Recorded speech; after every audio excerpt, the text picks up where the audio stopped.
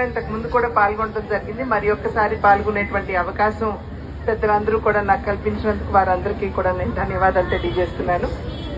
సంక్రాంతి అంటే మన అందరికీ తెలుసు, దానికి ఒక ప్రాధాన్యత ప్రాముఖ్యత ఉంది. కేవలం మన ఆంధ్ర రాష్ట్రంలోనే కాకుండా యావత్ భారతదేశంలో వివిధ పేర్లతోటి మన పండుగని, ఈ సంక్రాంతి పండుగని నిర్వహించుకుంటూ ఉంటాం. ఎందుకంటే ఇది రైతులతో అదేవిధంగా ప్రకృతితో ముడిపడినటువంటి ఒక చక్కటి పండుగ కాబట్టి దీనికి అత్యంత ప్రాధాన్యత ఉన్నది అనేటువంటి విషయం మనందరికీ తెలుసు. రైతులు వారి పంటని ఇంటికి తీసుకొచ్చినటువంటి సందర్భంలో ఈ సంక్రాంతి పండుగని ఉత్సాహంగా మనం అందరం కూడా నిర్వహించుకుంటూ ఉంటాము. అంటే ఒక రకంగా చెప్పాలంటే రైతులకి వ్యవసాయం పట్ల మనకున్నటువంటి గౌరవానికి ఈ పండుగ ఒక ప్రతీక అని చెప్పి మనం అందరం కూడా గుర్తించాలి. ప్రత్యేకించి ప్రకృతితో మనకున్నటువంటి అవినాభావ సంబంధం, ఎందుకంటే ప్రకృతిని కూడా గౌరవించుకునేటువంటి ఒక మనస్తత్వం మనం అలవరుచుకోవాలి. కాబట్టి ప్రకృతితోటి ముడిపడినటువంటి పండుగ కాబట్టి దీని యొక్క ప్రాముఖ్యతని మన పిల్లలకి తెలియజేయవలసినటువంటి అవసరం చాలా ఉంది.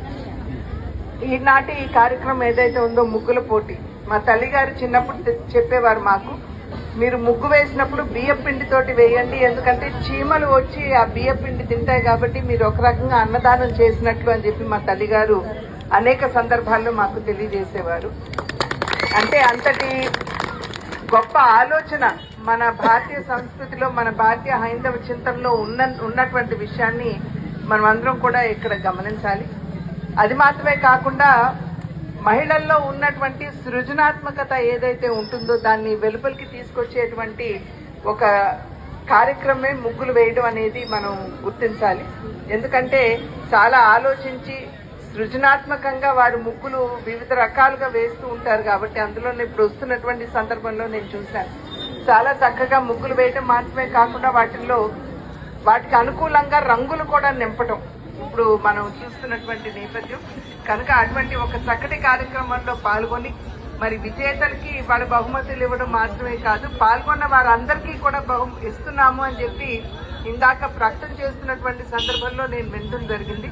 కనుక ఎవరైతే ఈ యొక్క బహుమతుల్ని ఇస్తున్నారో అంటే స్పాన్సర్స్ ఎవరైతే ఉన్నారో వారిని కూడా నేను హృదయపూర్వకంగా అభినందిస్తూ వారికి ధన్యవాదాలు తెలియజేస్తున్నాను.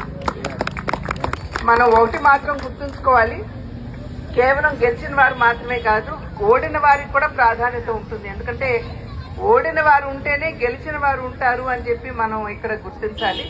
కనుక అందరికీ ఎవరైతే ఈ కార్యక్రమంలో పాల్గొంచుకున్నారో, భాగస్వాములు అయ్యారో వారందరికీ కూడా పేరు పేరున నేను వారందరినీ కూడా అభినందిస్తూ మరి ఒక్కసారి ఈ కార్యక్రమంలో పాల్గొనేటువంటి అవకాశం పెద్దలందరికీ నేను నా ధన్యవాదాలు తెలియజేసుకుంటూ ఈ యొక్క కార్యక్రమాన్ని ప్రతి సంవత్సరం కూడా ఎటువంటి ఆటంకం లేకుండా ఎన్ని ఇబ్బందులు ఎదురైనా కూడా వ్యయ ప్రయాసాలకి ఒడ్డి వారందరూ కూడా ఈ కార్యక్రమాన్ని నిర్వహిస్తున్నటువంటి సందర్భంలో నిర్వాహకులు కూడా నేను నా హృదయపూర్వక అభినందనలు తెలియజేస్తూ మరి ఒక్కసారి వారికి ధన్యవాదాలు తెలియజేస్తున్నాను. నమస్కారం.